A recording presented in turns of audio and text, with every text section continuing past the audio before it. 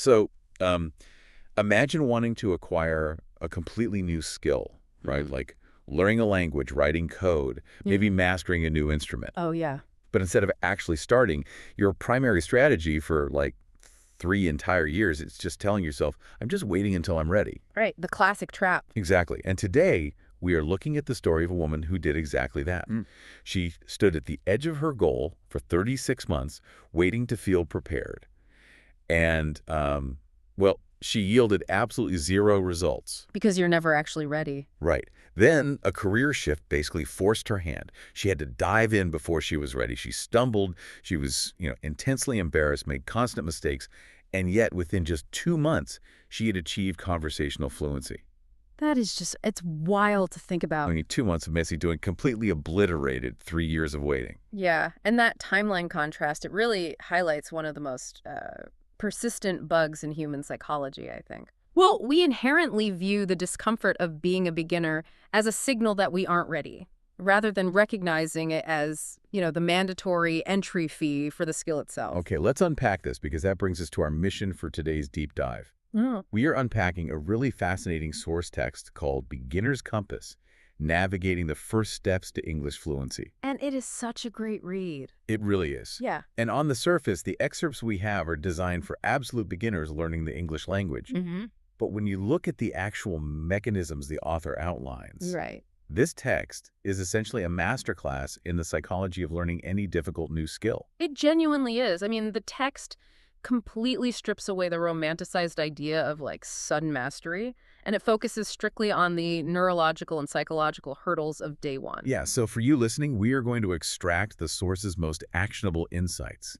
We want to figure out how to overcome that biological paralysis of the first step, and how to build unshakable consistency using a highly specific daily checklist. Plus, how to track your personal progress without, completely losing motivation when you hit that inevitable plateau. Because you will hit a plateau. It's guaranteed. Oh, 100%. Yeah. So let's start with that 3-year wait. Wayne, why is day one uniquely terrifying? Why do we freeze up?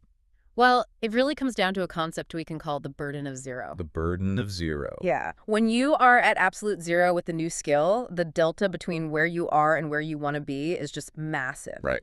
In the context of the source text, learning a language, it is the sudden crushing realization that you need to memorize thousands of unfamiliar vocabulary words. Map out all those complex new grammar rules. Exactly. And train your auditory cortex to process totally foreign sounds. It is like walking into a massive library where the books are completely blank and realizing you have to write every single page yourself. Oh, wow. The cognitive load just seems staggering. That is a perfect way to visualize it. And from an evolutionary standpoint, when the human brain is faced with that level of cognitive and energetic overwhelm, our default survival response is to hit the brakes. We just shut down.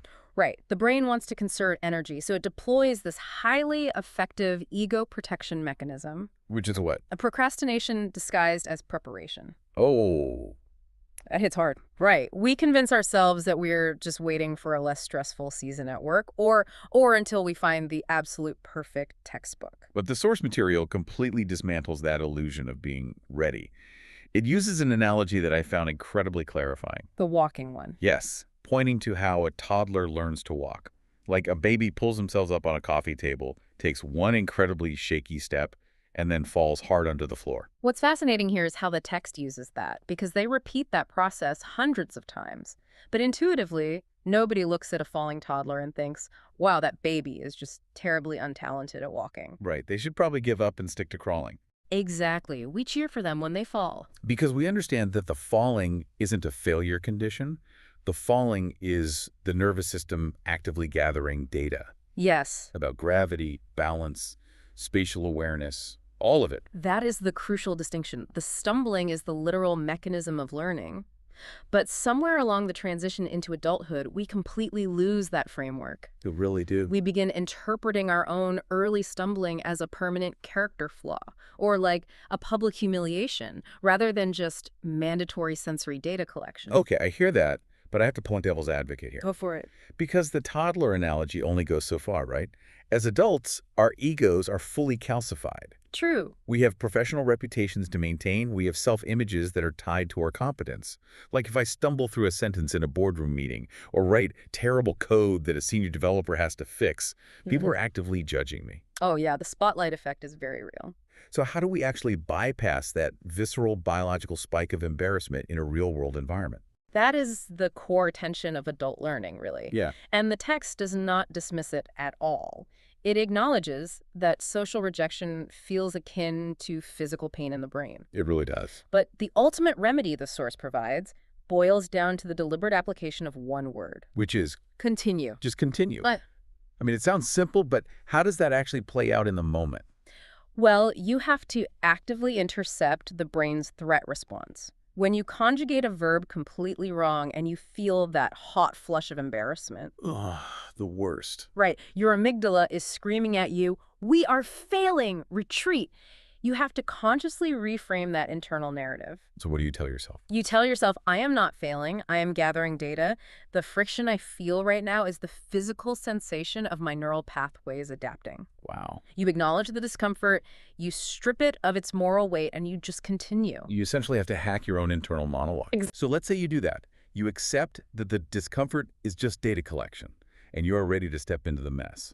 The next question is, how do you actually structure that stumbling so it turns into momentum? Right, the practical application. Because looking at the text, the strategy is the exact opposite of what most highly motivated adults try to do.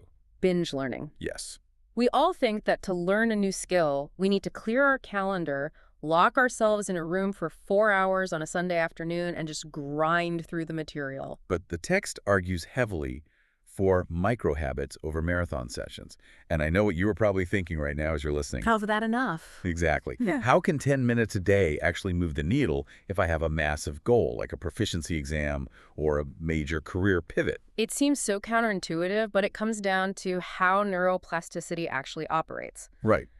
The brain does not optimize for rare, high-stress cramming sessions. If you study for 4 hours on Sunday and do nothing the rest of the week, the brain interprets that Sunday as an anomaly. Like a temporary stressor. Exactly. A temporary stressor to survive and then just discard.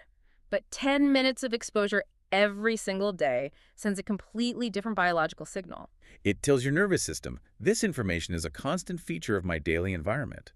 I need to adapt to process it. Spot on. Here's where it gets really interesting. The goal at the very beginning isn't even mastery. It is just making the strange feel familiar. Yes, just familiarizing yourself. And to that end, the source provides a highly specific 5-step daily checklist. It is designed for beginners to maintain steady habits.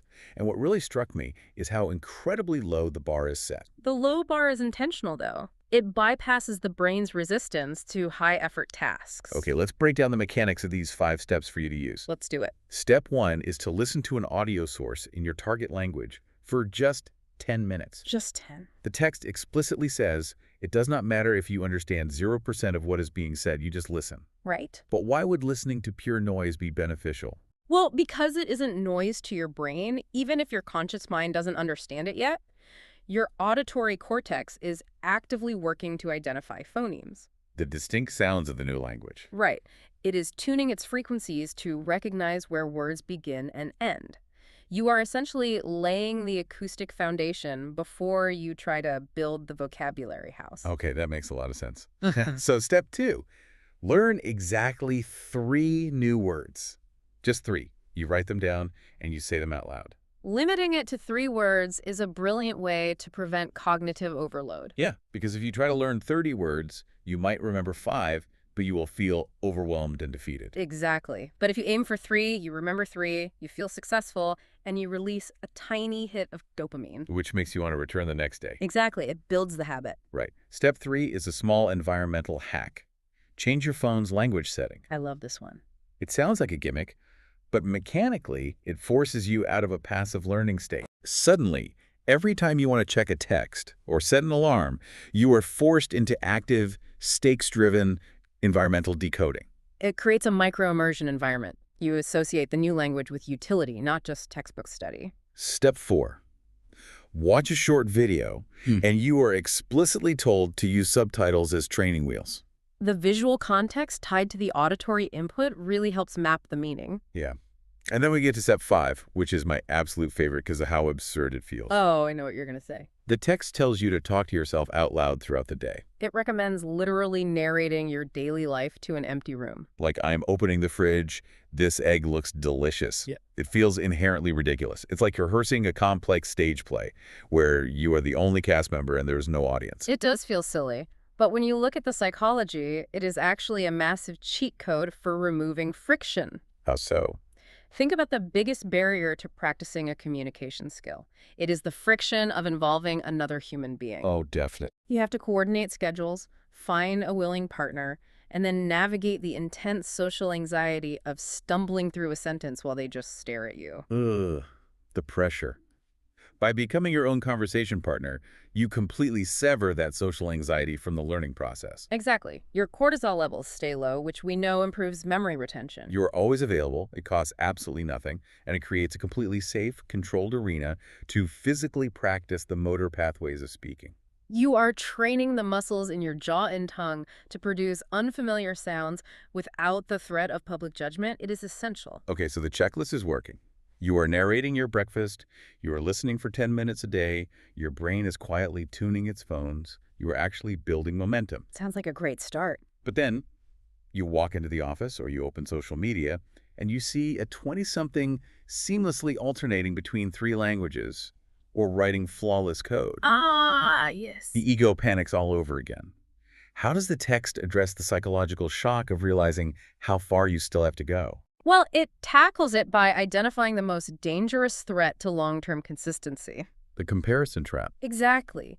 The source explicitly warns against the devastating effect of comparing your beginning to someone else's middle or someone else's end. The text uses a marathon analogy here to illustrate the trap, doesn't it? It does. Imagine you have committed to running a 42-kilometer marathon. You do your 10-minute daily training, you show up at the starting line, and you begin running. Okay. You are at kilometer 1. You are sweating, your breathing is heavy, and it feels really difficult. Naturally. Then you look up and see a runner at kilometer 30. Their stride is perfectly smooth, they aren't gasping for air, and they are moving twice as fast as you. And the immediate, automatic human reaction is to internalize that gap as a personal failure. We think, I am so slow, I am clearly not built for this. But objectively, that reaction is absurd. The other runner started 29 kilometers before you did. They have been running for hours. Comparing your heart rate at minute 10 to their stride at hour 3 is an entirely invalid metric. If we connect this to the bigger picture, you are benchmarking yourself against a completely different timeline. It is comparing apples to an entire orchard. Exactly. So if we have to put our blinders on to the rest of the world, what is the practical metric? Like, what is the actual question we use to measure growth when we are only allowed to look inward? The only valid question, and the only one that actually generates motivation rather than destroying it, is this. Am I better than I was yesterday, last week, or last month? You shift entirely from external benchmarking to internal benchmarking. Exactly. If you learned 3 new words today and last week you knew 0, you are objectively succeeding. Yeah. If you recognize the cadence of a sentence in that 10-minute audio clip, and yesterday it sounded like a wall of static, Which it usually does on day 1. right, then you are succeeding. It trains your brain to find dopamine in incremental personal evolution rather than external status. I love that shift in perspective. It's so healthy. It really is. But let's look at the reality of the timeline. Internal benchmarking works great when you are constantly learning 3 new words a day. Sure. But eventually, the novelty wears off. Yeah. You hit the plateau phase, where day 40 feels exactly the same as day 39. Oh, that dreaded plateau. Right. The dopamine loop dries up, and the daily checklist starts to feel like a massive chore. How do you stay tethered to the habit then? This is where the mechanics of habit formation reach their limits, really. They require a deeper psychological anchor. Okay. The text's solution here is that you must define a deeply personal why. A checklist is ultimately just a list of chores until you attach a significant meaning to it. Your reason becomes your power source when the dopamine fades. Exactly. And what I appreciate about the source materials is how it completely validates the spectrum of human motivation. Yes, it removes the pressure to have this grandiose, noble mission. Right. Sometimes we think our why has to be about world peace or solving massive societal issues. But it really doesn't. The text synthesizes a variety of highly practical examples. Maybe your anchor is that you want to travel and have an authentic conversation in a local cafe without, pointing at a menu. Or maybe you just want to secure a better paying job to afford a better life for your family. Exactly. Or maybe your sole motivation is that you want to watch foreign cinema without reading the subtitles. I mean, that's valid. The source stresses that any motivation that successfully gets you to sit down and do the work is valid. If it matters to you, it is sufficient. I think that's super freeing. It is. But the text doesn't stop at just identifying the motivation. It provides a vital tactical step. Which is? You cannot just leave that why floating around in your head. You have to externalize it. You have to write it down and turn it into a physical artifact in your environment. Like you put it on a sticky note on your mirror or make it the lock screen of your phone. Exactly. But why is the physical artifact so important? Why isn't just knowing it enough? Because of cognitive offloading. When you hit that plateau and your prefrontal cortex is exhausted from a long day at work, relying purely on internal willpower will fail. It always does. Your brain will aggressively rationalize quitting. Having that physical reminder serves as an external circuit breaker. It is a tangible message from your motivated past self, deliberately placed to intercept your exhausted present self. It bypasses the fatigue. Exactly. So what does this all mean? You have your anchor externalized, you are running your own internal marathon, and you are pushing through the plateau. To wrap up its framework, the text introduces a concept that I think is incredibly reassuring for those agonizingly slow days. Oh, I know the one. It calls it invisible progress. It is such a vital mental model for anyone learning a complex skill. We are heavily conditioned by modern technology to expect immediate visible outputs for our inputs. Right. We push a button, a screen lights up. But neurological adaptation does not work that way. The progression of a new skill is not like watching a progress bar load on a computer screen. So what is it like? It is much more like walking into a dense, overgrown forest. The first few dozen times you walk through it, you are just violently hacking away at thick brush with a machete. Just swinging wildly. Exactly. You look behind you, and it just looks like a mess of leaves and broken branches. There is no clear path. It feels like you have achieved absolutely nothing. But underneath the mess, the soil is quietly compacting under your boots. Yes. The roots are slowly giving way. Yes. Every single day, you spend 10 minutes listening to audio or awkwardly speaking to yourself in the mirror. You are forcing the brain to thicken the myelin sheath around those specific neural pathways. And that heavy lifting is happening in the dark. You don't physically feel synaptic pruning or myelination occurring. You just feel the frustration of the mess. But the text promises that the compounding effect of that invisible work is absolute. It is. One day, you will open your mouth to speak or sit down to execute the skill, and the path will suddenly be clear. The dirt has become a paved trail. Yes, you will do it effortlessly, not because of a sudden stroke of genius that morning, but because of the hundreds of days of invisible compaction that preceded it. Okay, we have excavated an enormous amount of insight from Beginner's Compass today. We really have. Let's distill the core mechanisms for you, the listener, to apply to whatever intimidating skill you are staring down right now. Let's summarize. First, neutralize the burden of zero by adopting the toddler mindset. Reframe your visceral embarrassment not as a moral failure, but as mandatory sensory data collection. The only remedy for the discomfort is to continue. Second, abandon binge learning. Implement the micro-habit checklist. 10 minutes of daily exposure optimizes neuroplasticity far better than weekly marathon sessions. Right. Lower the stakes, change your phone settings, and don't be afraid to narrate your breakfast. It works. Third, escape the comparison trap by tracking only internal benchmarks. Your only metric for success is asking, am I better than I was yesterday? Let the runners at kilometer 30 run their own race. And finally, define your why. Offload it into a physical artifact in your environment and trust the biology of invisible progress. This raises an important question, though. And if we apply that concept of invisible progress universally, it actually demands a broader reflection. Okay, I'm listening. We have been talking about learning specific skills today, but I want to challenge you, the listener, to look at your broader landscape. What other areas of your life are currently undergoing invisible progress right now? Oh, that's deep. What emotional resilience, interpersonal skills, or professional capacities are quietly compounding in the dark, just waiting for the day the path suddenly becomes clear? We frequently assume we are entirely stuck when, in biological reality, we are just in the invisible phase of profound growth. That reframes the feeling of being stuck entirely. The neural pathways are thickening even when the lights are off. Exactly. Thank you for joining us on this deep dive. Whether you are learning a language, tackling a new career, or just navigating a complex new chapter in life, keep taking those shaky steps. We will catch you next time.